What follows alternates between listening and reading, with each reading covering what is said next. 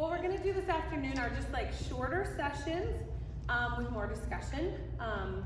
And we'll be done by 3 for sure, if not a little sooner, because it's so nice out. I feel like you should go home and dig in the plants or do something. So there's a lady I've been watching. I don't know if you guys can see her. She's been digging a hole out there. Like, do you see, like, it's like they're putting a pool in. Like, it was up to here on her. So anyways, don't focus on me. Sorry. All right, so Jeanette asked a really good question. What do you do when you have these kids for just a little bit of time at church in Sunday school? What do you do with them? So we talked about repeating things over and over again because they need that.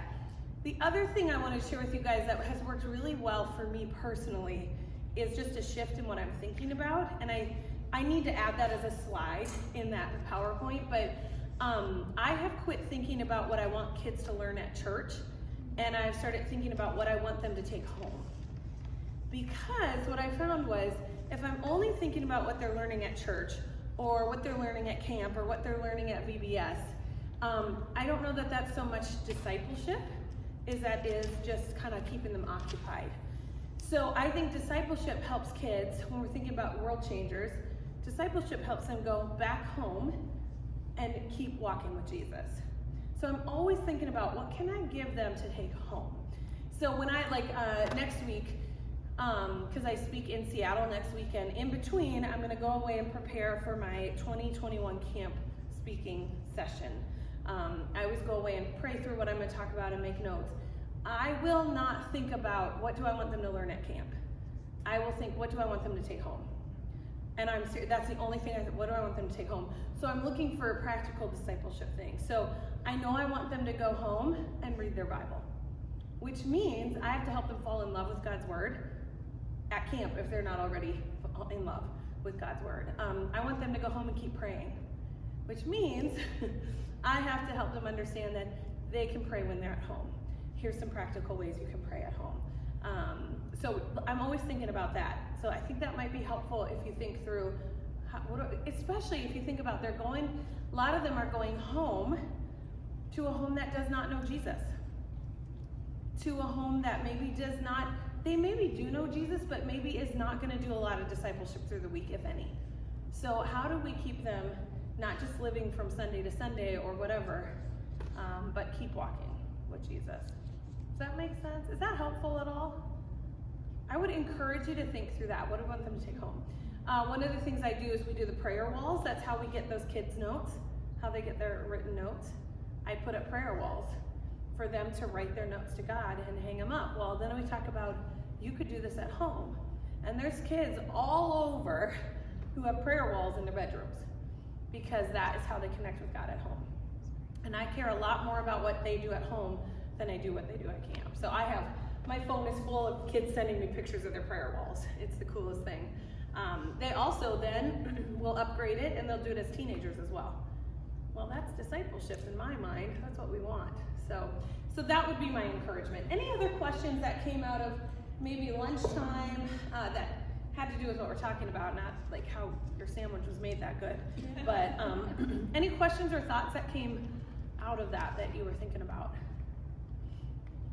Yeah. In talking to us about discipleship, like within the context of kids ministry, it's so good, but how do we take that to parents as well? Because we don't really have ongoing connections regularly with parents, other than just in relationship, and you can't know everyone and talk to everyone. Such a good question. Discipleship is a holistic thing, what's our part in helping shift that too? Yeah, good question. So how do we help parents get that as well? Biggest thing I have found with parents is not that they don't want to do it, but that they're just not aware. And so before I ever tell them how to do it or give them ideas, I first make sure there's an education piece, if you will, where they understand just how important they are.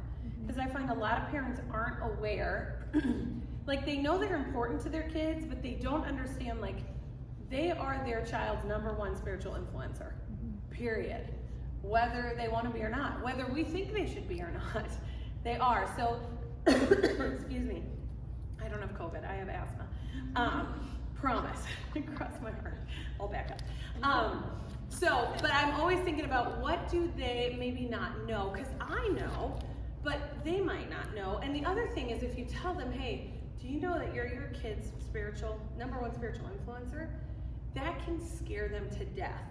So if I'm gonna say that, I like to give them really practical tools. Like that means that if you have a baby, as you're holding that baby, a great way to imprint God's love to them is hold them safely and maybe whisper a prayer over them. So giving them really practical ways to do it. So whether you can do that using a social media platform or a newsletter, it's always hard to get parents to read what we put out. This is just the facts. So whether you do it in like, here's a discipleship text once every other week or something that goes out, I would start first with kind of that education piece. Like, did you know that by the age of 5, blah, blah, blah, and then give them something really practical. Does that help? It's kind of like, it does, but it just seems like this overwhelming big piece that matters so much. So much, it does. That we don't do well. No, and I would say most churches don't do well with the parent side. And part of that, I'll back up and explain a little bit of why. Part of the reason is when the Sunday school movement was first started, it was started specifically to help kids, street kids, go to school on Sunday. So this was during the Industrial Revolution when kids were working in factories. Well, Christians started to see these kids on Sundays kind of running the streets. And so they're not going to school, so they said, we'll do school with you on Sunday. So it became Sunday school. Then it morphed into religious, disciplines and stuff. Well, what happened was it kept morphing to where it's Sunday school, but the idea was that parents aren't needed here. So you bring your kids to us and we will give them what they need. Well, that's actually not at all scriptural. So what we have is this very long historical just error that's gone on with how family and the church should work. And so that's part of our job is even how we word things to parents. Like, hey parents, because you matter the most in your kid's spiritual life and we're here just to support you, here's some stuff. And so it's helping parents understand, like, we aren't trying to give you more to do, but we're also saying, hey, we aren't trying to take your place anymore. We want to come along and like be with you. We want to join arms with you. But it feels really big because we've done it wrong for a long time. Does that make sense? Yeah. It's so frustrating. And it's, in fact, my second book, I actually do like a whole chapter apologizing to parents because I'm like, we literally have cut parents off at the knees and said, well, you need to just bring and that's where you get parents who come, and Hannah, I'm sure you saw this working with teenagers who come and say, can you talk to them? Can you talk to them? They're making bad choices, or they're not doing this. And it's like, well, I'm happy to come alongside you, but have you talked to them? Like, have you had that conversation? And we can get mad at the parent, but I frankly feel like it's kind of been this church error through the years of just, yikes. And I do think we're gonna have to count for some of that because that was never what we were meant to do, which is why I've really enjoyed, not the pandemic, but what's come out of it, which is that idea of, oh, this should be happening at home. Mm-hmm. So how can we equip the home? And how do we equip the home without just giving parents one more stack of papers to go through? Or one more school project they feel, or one more Zoom video, or, and so therein lies the challenge. And I don't have the answers because I don't know. And it's different everywhere. It's gonna be different in each of your churches and different in each of your cultural contexts than it can be. I can't just say this is what you should do, but that is why it's hard. And I feel very strongly about it if you can't tell, because I just get really frustrated. I spent a lot of time being frustrated with parents, and then I realized, oh, I'm actually part of the problem here. And I could say, oh no, it's those who went before me. Well, I kept carrying on the banner of it. So what is that? A great book for that is Dreaming of More by Michelle Anthony. She does a really good job of helping you kind of look at that and figure out, what do we do? So one of her things she says is, instead of you telling the parents what the kids are learning, you give the parents, hey, next week at Sunday school, we're gonna be talking about this. You can start the conversation with your child by saying this. So it's putting the parents in the driver's seat of the spiritual development, which I love. Mm-hmm. That is big, and it's a shift. But all shifts happen with little things, so it can be done. But yeah, great question. I know, I think we just made more work for all of us, but it's a big deal. And if we don't, I think we're going to continue the cycle of de-emphasizing the importance of parents if we don't start doing something different. And that means we have to partner with parents. How many of you in the room are parents? Raise your hands. Okay, parents, you guys matter. And you're probably, even as I'm talking, going, oh man, yeah, I didn't even realize that might be. And so we want to come alongside you and serve you, not say, hey, drop your kid off at Wednesday night, or drop your kid off and we'll take care of them. Especially when you think about, okay, the kid only comes to church once a month. So I have 45 minutes, 12 times a year to develop their spirit. Okay, no problem. And so that's when then we get this overinflated view of our importance, when it's really not. It's not our job to be their only spiritual influence. So, and it's also the job of the whole church to pass on faith to the next generation. And I was reading in Deuteronomy this morning, Deuteronomy 6, Hear, O Israel, and it tells, talk about this as you're on the road, teach these truths to your children. The intended audience is not hero parents, it's hero Israel. It's the community of faith. So what it's basically saying, hero church, the Lord your God is God, the Lord your God is one, and now here's what you need to teach. So it's never just saying, it's just the parent's job or it's just the children's director's job. It's saying, hey church, all of us pass on faith. I love Rachel's in the back doing the hand motions because she's so, yes, agreeing. So yeah, good. The other thing I'll say on that too is if you just think about this for a minute. When Mary and Joseph lost Jesus, he was about 11. Remember they lost him, where'd they find him? In the temple. Here's the thing though, they lost him, and if you read through that, they weren't even worried initially. They assumed he was with the company, is what it says. Which means they assumed he was with the family. Now you're like, but they're in a whole different town. Well, they had traveled as a tribe, as a family, to do what they, I think it was a census. They go and do this, so they just assumed he's with the family. It takes a couple days before they go, oh, I don't know, maybe he's not. Which if you've ever thought that you're not doing your job as a children's director, Mary and Joseph lost the Savior of the world. So, like, Emmanuel, God with us, was no longer with them, okay? Like, they lost him. So you guys are doing fine. But then they're like, huh. But what's so interesting is there wasn't a panic, because the idea was we're doing this together. We're doing this as a tribe, as a family. Very much, I would say, Yang in the way Hmong culture raises up family. Would you agree with that? Where it's kind of, we are all in this together. So, lots of things to think about there. I just gave you more work, not less. So, but great question, Kari. Took me down a really good rabbit hole. And I wish I had a quick answer for you, I just don't. Because what we're talking about is unraveling historical DNA of the church. DNA of the church is Sunday school. And I'm not saying that means you stop Sunday school, but what do? Little things that one of the church that I do, actually there's a church up in near Seattle, instead of when they dismiss kids for children's church, they don't dismiss them, they invite them. So they've changed the wording. We're not dismissing the kids out of the spiritual community, we're inviting them to learn at their level. And I'm like, well, that's brilliant.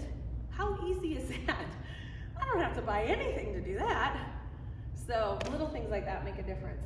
But Dreaming of More by Michelle Anthony is a really helpful book. Helpful, but also, like if the three of you read it together, some of your team, helpful, but also it's gonna mess with your minds. It is, and sometimes when you're in a larger church with an established culture, that can be more frustrating than being in a smaller church that can be a little bit more agile. Yep. I mean that in the nicest, I'm not dissing, but that's just the reality is the bigger and more established, the harder it is to create change, so, yeah. A pandemic does help with that. It really does, doesn't it? Because you're like, well, it's what we did before, it's not before. Yep. Yeah, you can get away with a lot, and so I say, take advantage of it with the Word of God. Like, you be discerning, but yeah. All right, we're gonna move into loving the busy kid, or loving the naughty kid, or loving that kid. How many of you right now can think of one of those kids that, yes, that you're like, I know Jesus loves them, but I do not. Why are they here? So what do we do with them? So what I do from like my business consulting stuff, I do every month I do a webinar. Webinar for this month is next Thursday. You can sign up on my website or send me an email, I'll get you on. It is it's called Help This Kid Is Out of Control. It's a lot of this, but I have an expert with me who is trained in trauma and all sorts of stuff. So it would be really helpful. It's something you can also share with parents. So feel free to go sign up. It's a free webinar. I ask for a donation, but you don't have to. But if you watch it and go, I want to share this, let me know and I can get you that so you can share it with whomever. But this is kind of what we're talking about. Reason we're talking about it, these are my favorite kids. Also drive me crazy. Like it's just, I like a challenge and they are very challenging. So what I want you to do, I said this in a nice way, but I want you to just turn to someone next to you, tell them a story of one of these kids that you can think of who was extra busy. And what I mean was just naughty, okay? Can you think of a time, maybe a time one ran away, or they bit you, or you had to call the cops, or whatever. Those have all happened to me. So turn to somebody and tell a little story. Anyone want to share one quick story they've got of extra busy kid?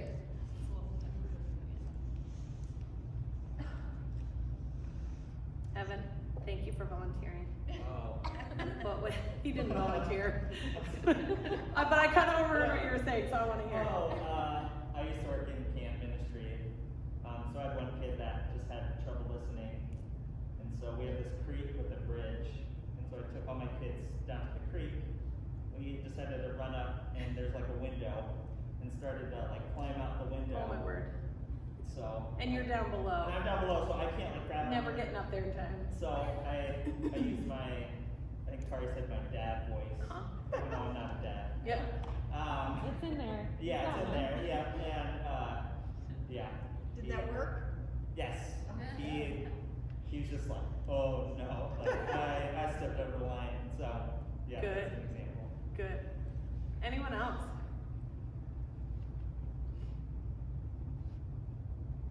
But you all have one, don't you? You got something where you're like, oh my goodness, right? Have you ever been spit on or hit or yelled at? So here's the deal. We're never gonna, I think in a perfect world, we would prefer if kids sit quietly, right? And listen. Like in my perfect world, I walk in and they're like, oh, she's here. Crisscross applesauce, hands in their lap, or with a notebook to take my wisdom, right? Like teach a soul wise one. Oh, I will, no problem. Small children, no problem. That's not gonna happen. It never has, unless something very weird was going on, and it never will. So, but we all have, there's just busy kids. Also, there's extra busy kids and there's extra much of them. I'm using really bad language skills right now. Because there's a huge rise in special needs, behavioral disorders. What comes out of the pandemic, I think, is going to blow our minds. Like, I think we haven't even begun to see some of the challenges. There's just a lot that has gone on. So we all have one, right? We can think of one or multiple ones. I run right now, we have an after-school program on Wednesdays. So I have kids kindergarten through 6th grade from 1:30 till about 4 every Wednesday. And this Wednesday, I was real busy because I'm kind of the hammer. Like I'm the one that they come to they're sent to. They don't usually come. They are sent to if they're struggling or whatever. I had a rotating door of kids, and the one was just angry. The one had hit his teacher, and the other one had voices in his head, and the other one, what was wrong with him? I can't remember what had happened to him, but I mean, it was just one after another. This is the reality that we live in. So we just have to be prepared. What's really good is when we're a group like this, we go, oh, we're not alone. It's not just me. It's not just our kids that don't behave. It's in general. So what do we do with that? We all have them. What I want to encourage you about this is that every child has a story. Every kid has a story. And in fact, there's a quote, and it says that behavior is the language of children who have lost their voice. So I'll say that again. Behavior is the language of children who have lost their voice. And Dr. Karen Purvis said that. So what that basically means is we look at the behavior so often, there's usually something else going on. There's usually a story. So I will share a quick story. We're going to have a pineapple up here because I talk about pineapple people. So pineapple people, I call them, they're like these kids that you try to be nice to and are just mean, like they're prickly. Or they, instead of being kind to you, they're mean, whatever that looks like. So I'm a children's pastor in Idaho, and Kendra starts coming to our church. Well, Kendra is a cute little third grader, mean child, just not nice. Not nice at all. And I'm nice, right? I'm like, hey Kendra, welcome, we're glad you're here. And she'd be like, whatever, and walk away. And you're like, oh, precious. I mean, she was mean. And I would tell her, like, I need you to sit still. You can't tell me what to do. I'm like, well, because a couple of times I thought I could sit on you and you would be gone. But I didn't tell her that because that was wrong. But, I'm like, what is wrong with this kid? Well, kept trying. Finally, God began to convict my heart. And what I learned really early on, my first ministry, full-time ministry in Florida, I had a kid who I was convinced, and I mean genuinely convinced, would be in prison. Like, convinced. Like, very deviant behavior. And God said, you need to start praying for him. So I started praying for him. And God gave me a love for that kid. So Kendra, God's like, you need to start praying for it. This is how I pray. Dear God, you know Kendra. I'm sure you love her. I'm sure you have a purpose, And I said, can you just help me to love her? Like, help me to see her the way you see her. Kept praying that, nothing happened. I don't know about you guys, but sometimes God doesn't answer me immediately. Well, I prayed faithfully and nothing happened for months. But I kept praying. Kendra was nothing if not worse, because sometimes when we start praying, it just gets amplified, right? Like, So we did a retreat, and she went for the weekend with us. And I put her in a different cabin than me because I knew I would not bless her. And so I put her with somebody else. And I prayed all weekend. I thought, this is it. Lord, if she could just repent of her sins and find you, nothing happened all weekend. Nothing. So I kept praying. So we get back to the church, we pull in, and all the parents are waiting to pick up their kids. Everybody is picked up except for Kendra. I am dirty, I am tired, I am mad, because Kendra is there. So I said, Kendra, why are you still here? And she said, well, Miss Mel, nobody's here to pick me up. Duh. I'm like, you're right. That's a good answer. So I gave her my phone and I said, you have to go, call somebody. So I'm cleaning out the van, and kids are gross, so I'm cleaning out all sorts of nasty.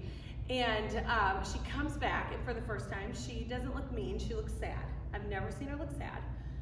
And I said, Kendra, what's the deal? I ignored the fact she looked sad because I was tired. And I said, what's the deal? And she said, well, I called my dad, and my dad said it's my mom's weekend. And I called my mom, and my mom said it's my dad's weekend. And then she started crying. She said, nobody wants me, Miss Mel. And you guys, in an instant, my heart changed. Instant. Boom. Why? Because I saw her story. Instead of just seeing her behavior, I suddenly saw her story. And I was immediately, God changed my heart. What's funny is I had been praying for that, but I hadn't been real open to it. And then God's like, boom, here you go, completely changed. And we didn't know how to be nice to each other. So she's crying, and I'm all teary, and I'm trying to hug her. We don't know how to hug, so I took her to ice cream, because feed them if all else fails. And finally, her dad had said that, fine, I'll take you this weekend. So I'm driving her to her dad's house. And I said, Kendra, where do you feel safe? And she said, oh, Ms. Mel, I don't feel safe anywhere. And guess what? Immediately my heart changed a little more. Suddenly I realized the behavior was so much more than just a behavior. There was a story. I always called them pineapple people, because when we look at a pineapple, I used to work in the grocery store, in a grocery store, not the, it was the best, but a grocery store. And long story, when I moved back from Austria in with my parents, I was like, hey, I'm dying, all that. Started working at the grocery store and have my master's degree. And they had said there's always a spot here, so I started working back at the grocery store. And I was really good. And so they promoted me to the official fruit cutter of the store. It came with a 25-cent raise, and it was a low point in my life, I'm not gonna lie. It was Thank you. Very, very humbled and honored. Why, God? Why? Like, where are you? And so I would cut fruit. Well, here's what I found out. People don't like to buy whole pineapples. They don't know what to do with them. They're scared of them. They would rather pay $1.99 for a full pineapple. They would rather pay $5.99 per pound for a cut pineapple than a whole pineapple. Or they buy them and they're like, put it on their counter and it rots there because they don't know how to get it. They don't know what to do. Well, here's what happens. There's so many kids who are like pineapples. Like we see them and we're like, stay there. And the thing is, the inside of the pineapple is beautiful, delicious. In fact, did you know if you cut the top off, you tip it upside down so the butt's in the air, that's where all the sugar gathers. If you leave it upside down for a couple hours, all the sugar goes back through. So guess what? Instead of having the best part be the bottom, soon the whole part is delicious. That's a little grocery information for you. I'll have a tip jar later. But you do that and it goes all the way through. Well, inside's beautiful.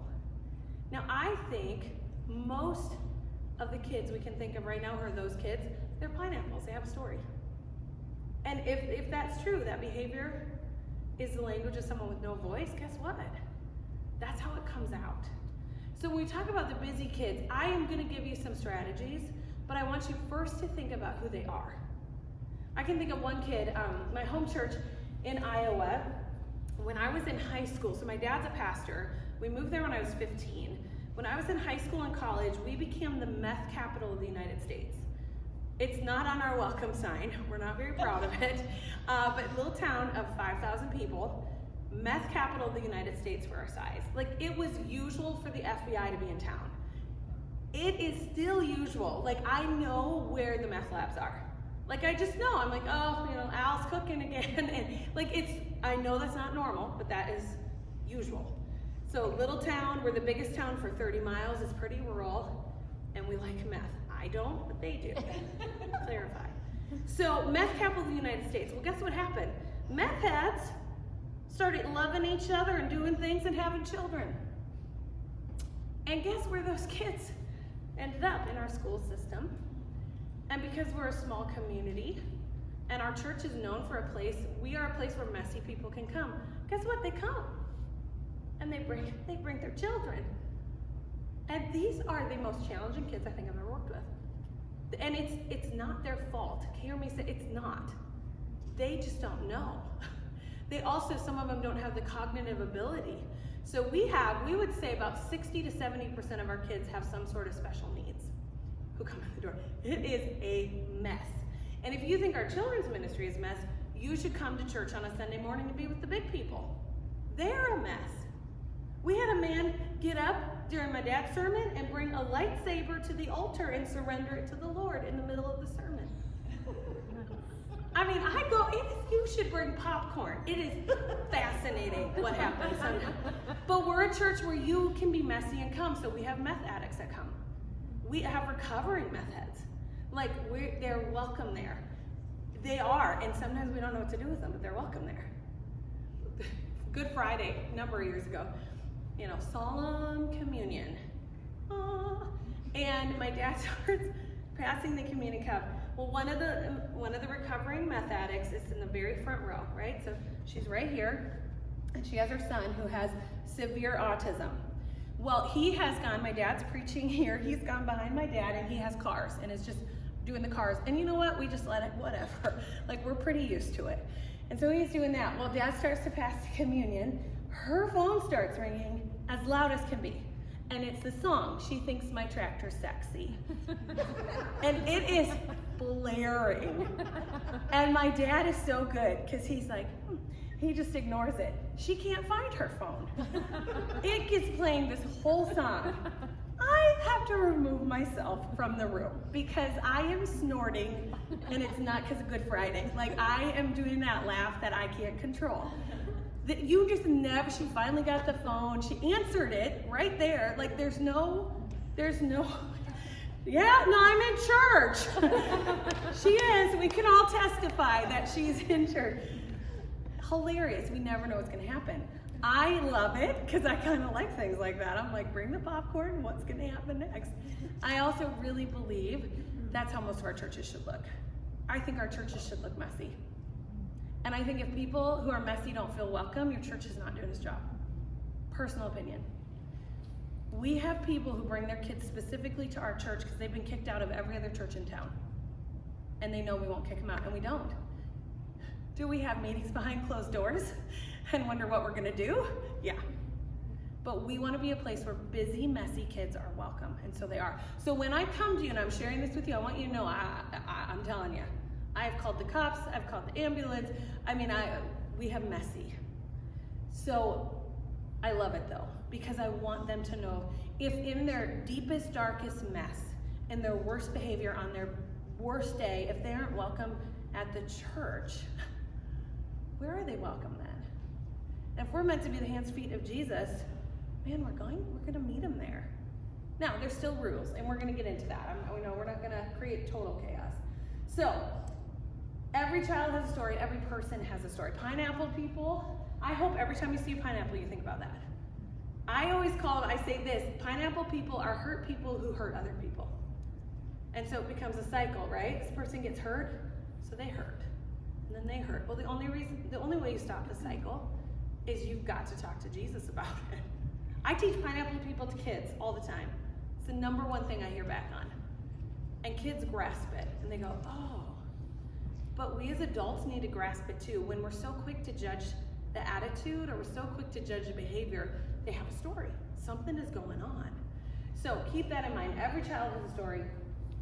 So one of the questions that I want you to ask yourself, not right now, but where does your frustration come from? And the reason I want you to ask yourself is when I usually go back and peel away the layers of my frustration, almost 100% of the time, it's because I've made it about me. When I get frustrated and I peel it back and I realize, oh, I'm just mad because I felt disrespected. Or I'm mad because that felt like it was a personal attack. Or I'm mad because it didn't go according to the plan I had. Rarely, once I get through that, does it actually have a valid reason. So where's that frustration coming from? If you're in children's ministry because you're trying to always feel good about yourself, or always have everything go according to plan, you need to stop it, get out of that ministry. But you need to find out, where's that frustration coming from? And if it's coming from an unhealthy place, you need to talk to God about it.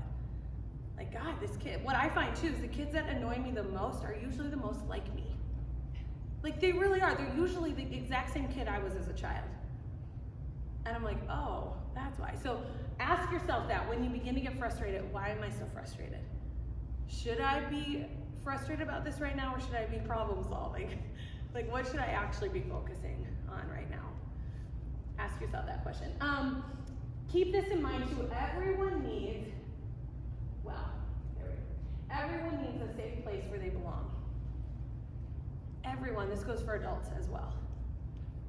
Everybody is looking for a place where they are safe and they belong. They want to belong. They want to know that they are safe. We had a dad in our church. He started bringing his two boys. They were twins.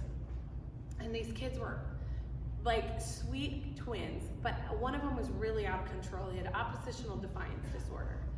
And so the dad would say, look, I will just stay. So he would come to our Wednesday night program, and he said, I'll just stay. So he started running the sound system on Wednesday night. Really cool story. He found Jesus through running the sound system on a Wednesday night, and he learned all about the Bible through the kids' stories. Super cool. Well, his son has oppositional defiance. His son, you never know from day to day what's going to happen. How's today going to be? What's it going to be like? Well, one day I had to call the cops on him. He was out of control, suicidal. Ended up having to go to the emergency room with him.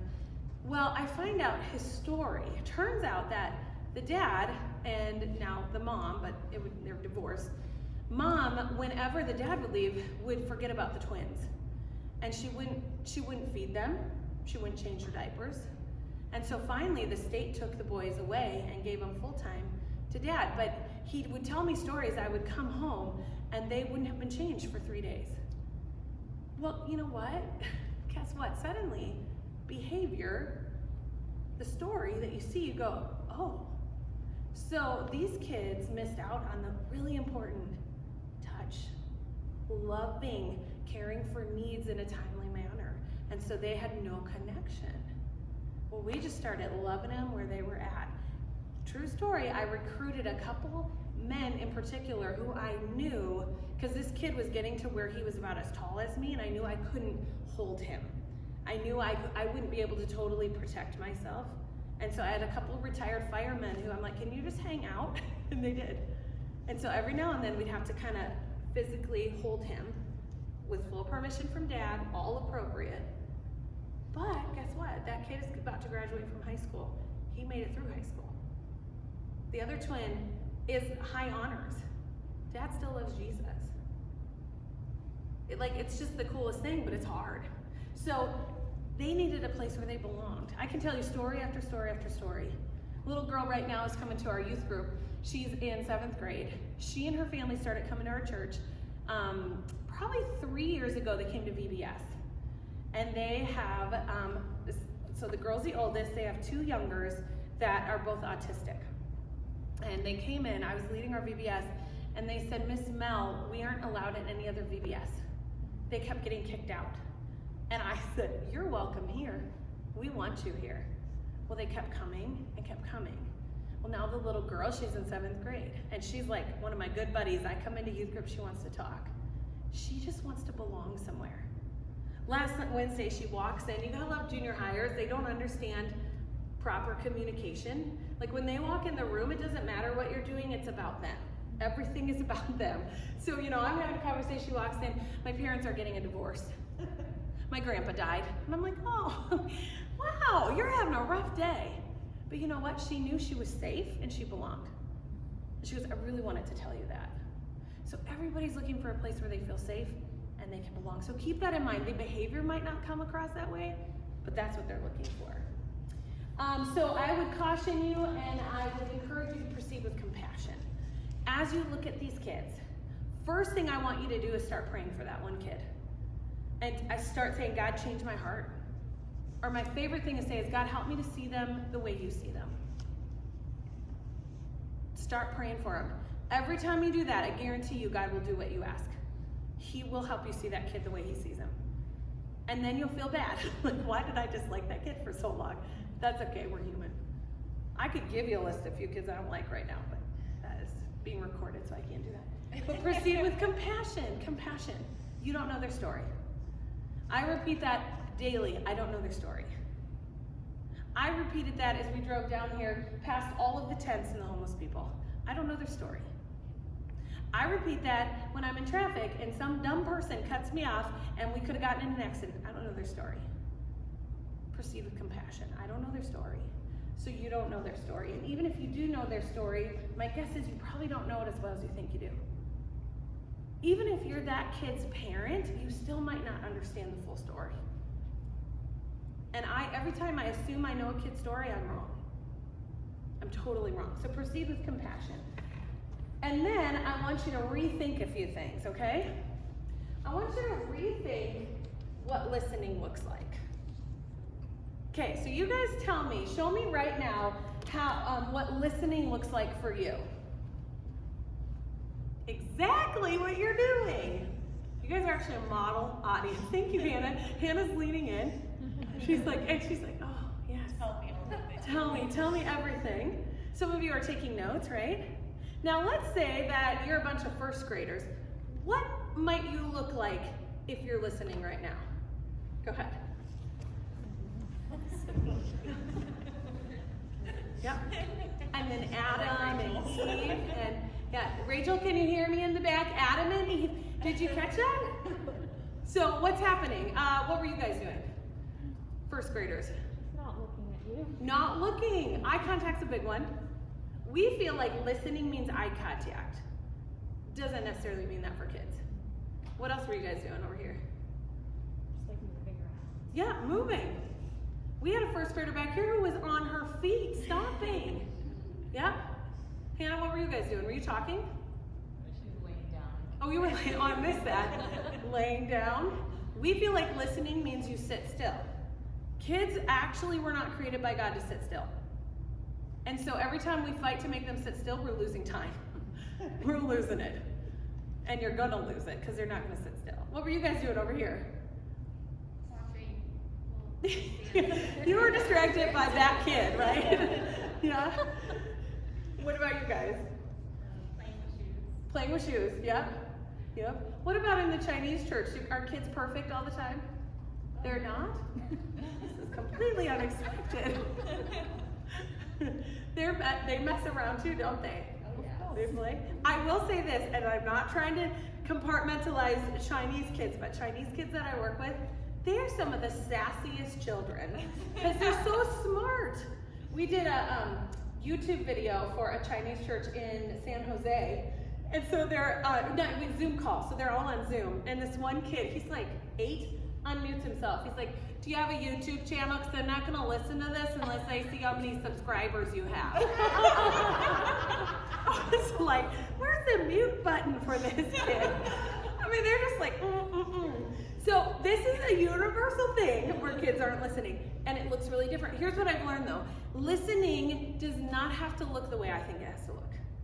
What I find too is oftentimes the kid that I think is listening the least is listening the most. A lot of kids need to move in order to listen. You can alleviate a lot of problems if you let them move. And in fact, what I have done a lot of times is we'll march in place while I tell the story. You guys, I'll be honest, I hate doing that, okay? I'm getting enough steps as it is. Like, I don't need it. And it feels really chaotic, but they listen better. When I speak at a camp, so imagine we're at camp, we would have no chairs in here. All the kids would be on the ground because I want them close and I want to be able to walk around amongst them. Because sometimes I have to just go up as I'm talking and put my hand on one of their heads. And I'm not going like this. I'm just gently putting my hand there because as soon as I do that, guess what? They're listening. I've had a couple kids with special needs, ADHD, who they're like this, but if I rub their back, they can hear. So I've learned that. Kid on Wednesday, he's like, "I forgot my fidget toy, I forgot my fidget toy, I forgot my fidget toy." I'm like, "I have a fidget toy, I have a fidget toy." And I got him one of our fidget toys and he used it the whole day. At the end of the day, he gave it back and I disinfected it. And he said, "Thanks, that really helped." Yeah. I have a question, because we've done fidget toys, Yeah. and for some kids it works so well, and then you see the ones who get like the maniacal smile on their face and they're like, "Oh, I can use this to like bother everyone." Yeah. How do you sort that out? Well, if you see the maniacal, I go quickly, and it's mine now. Usually, I'll have rules about it. Like, you can use it, but this is what you can do, and here's what you can't do with it. It's not meant to be something you do with anyone else. If you do it with someone else, it's mine. So I just am real clear about it. Because gone are the days where we can be fair across the board. And what I have found too is a lot of kids understand that other kids have special stuff, if you will. And I've learned to stop trying to work around that and just go, "Hey, some people need a fidget toy, and that's fine. And if you don't need one, that's okay too." And so I make it just real clear. Yeah. I had a kid also on Wednesday who brought hers and threw it on the wall and almost put a hole in the wall. And guess what? Miss Mel had a fidget toy for the rest of the day. It was mine. So I just I don't give a lot of flexibility there. It's either you need it or you don't. So, Okay. yeah, that's a good question. I would always say too, Kari, go with your gut. You guys are all smart enough. A lot of you are parents too. Evan's got the dad voice. You guys are all smart enough to look at the kid and go, "He don't need that." Or, "Yeah, he does." And that is really helpful too. Just go with your gut. Rethink what a win looks like. So what I mean by this is a win for me when I first started out in children's ministry is if we got through the day's lesson and we got through the curriculum for that day. That was a win. I can't remember the last time I got through the entire curriculum these days. And I've had to redefine what a win looks like. So a win for us might look like every kid had a moment where they were listened to. Well, what does that mean? We let them talk for a minute. We looked them in the eye while they were talking. That's a win. When we, at my home church, we demolished our Wednesday night program and we started fresh because we had all these challenging kids. Well, I live in a farming community, so I have all my volunteers are like blue-collar workers, farmers. And they're looking at these kids and they're like, I'll take you out back, I'll teach you to listen. And I'm like, okay. So I started, and about 2 months my volunteers were miserable. They hated it. These kids don't listen. So we canceled that next Wednesday night and I made them all dinner. And I sat them down and I said, let me tell you some stories. And I started telling them some of the kids' stories. And guess what happened? These blue-collar, you should listen when I talk people went, we had no idea. And what we started to do was we rethink what a win looks like. A win does not mean every kid is quiet. A win means that every kid is noticed. And literally every week for probably a year, I'd gather them all and I'd say the win for today, and it would be different each week. Guys, the win for tonight is every kid here who walks in those doors gets a positive touch from you. Whether that's a high five or an arm around the shoulder, every kid gets touched in a loving and appropriate way tonight. And you might be like, that's kind of weird. In our context, not weird. Most of these kids are not being touched in an appropriate way. Most of these kids aren't even being touched. So we said, they're gonna know when they walk in the door they're loved because we're gonna high five them. We're gonna, hip check them a little if they're older, whatever it looks like. Every kid, you gotta be careful how you say it. Every kid is touched. You gotta be careful how you say it. But every kid is shown love that way. The next week might be every kid is looked in the eye and you say something you appreciate about them. Every kid. When we redefine that win, you know what? My blue collar kind of cranky farmers, I can do that. Mission received. And they did it. Totally changed how we did ministry. And you would walk in and think, this is very chaotic. Yes, it was. But they were receiving the love of God through the hands and feet of Jesus. These people who were loving them where they were at. So you might need to rethink what a win looks like. What does it look like? I don't know, and I can't tell you for your context. You have to figure that out. Because I cannot tell. I'm telling you my context, and it's not in a competition who has a worse context. I might win because we have a really tough one. But it depends on where you're at, what a win should look like. I would say a win should never be, I feel like a win should be more based on how are we communicating God's love and less on how are we getting information in them. That's really my opinion. A win should not be, we got 5 kids memorize the verse. I don't think that's a win. All 10 kids can tell you exactly what that verse means to them. That's a win. So it's just switching it just a little. Does that make sense? Okay, I want you to pause. Turn to your neighbor real quick. What is a win that you could make be for this Sunday, tomorrow? How could you redefine a win for tomorrow? Did you come up with anything? What if a win wasn't, oh, we had 5 kids on Zoom? What was something else? So what could a win look like? What made you think on your feet? Jeanette? On Zoom, it would be if they want to turn on their screen. Yes, that is a huge one. So on Zoom, if they want to turn on their screen, that's a huge one. Because you know what? That means they feel safe, comfortable. Yeah, I love that. Super practical. Anyone else?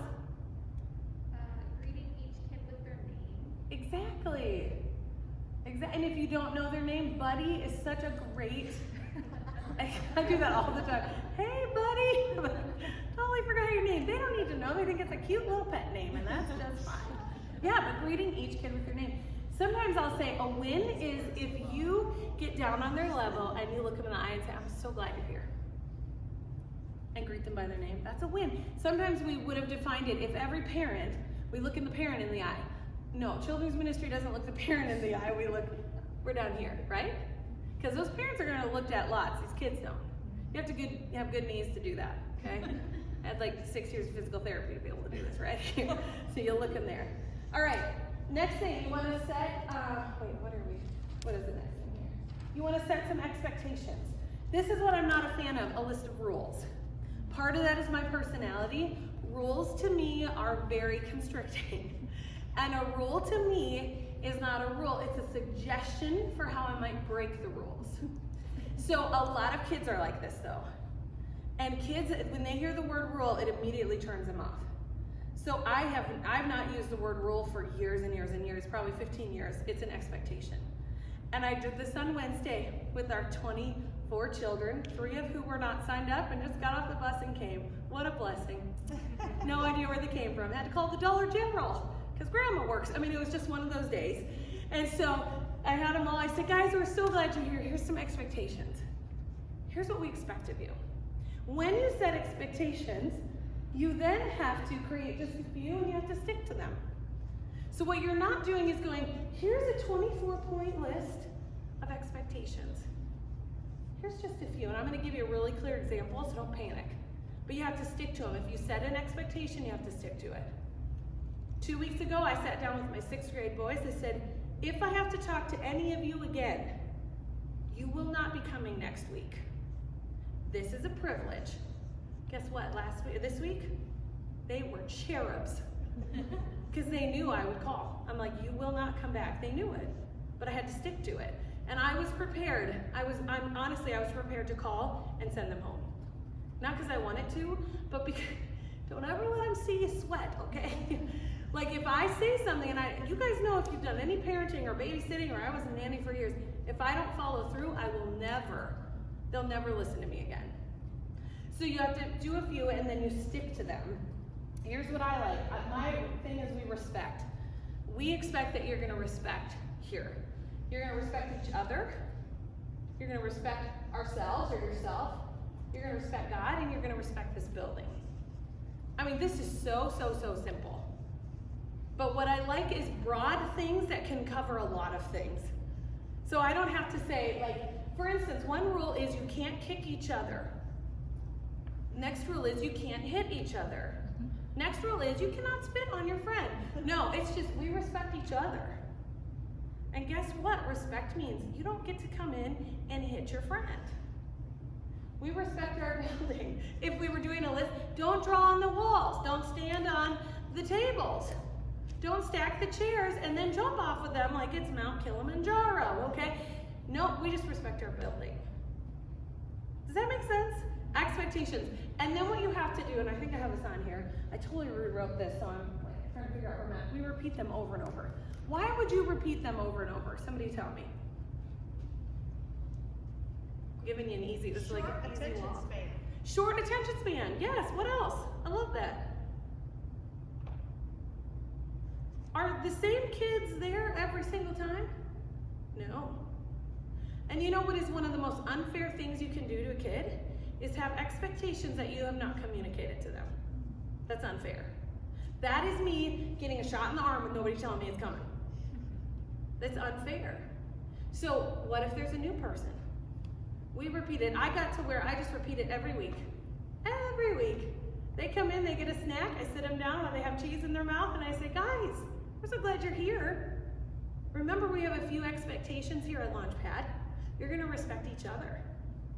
What does that mean? And we spend 2 minutes and we talk about it. But it's reiterating it over and over. And then what will happen is you have the visitor that comes in and doesn't know.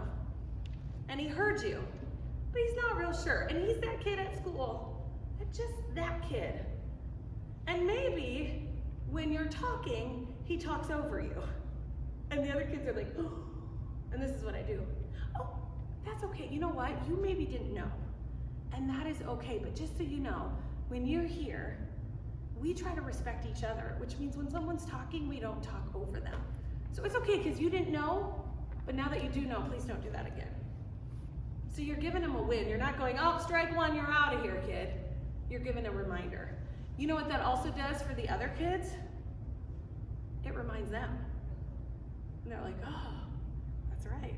I mean, I have kids who, they don't know. They come in, it's like the story of Rahab in the Bible. When she finds the Lord, like she doesn't know how to behave because she's been a prostitute. So she's admitted, okay, God is the true God. And then she's like, now swear in God's name. And you're like, oh, Rahab, we don't do that. She didn't know. So these kids don't necessarily know. So that's our job, is to let them know. So set expectations. Is that something you guys could do? When you set an expectation to it, something you expect. which means there's not a lot of room for negotiation, which is always a good thing. Does that mean they'll never negotiate? Absolutely not. Some of them have that gift. They'll negotiate everything, just because it's fun. That is my personality. They will either do great things for the Lord or in the prison community. You just don't know, okay? But they're gonna negotiate everything. So repeat them over and over again. We did it over and over and over again. Okay, I'm gonna give you a quick break. Yes, because we need to reset this really quick. Take 5 minutes, come back. We're gonna finish this and we'll do curriculum and then we're done. Go, 5 minutes.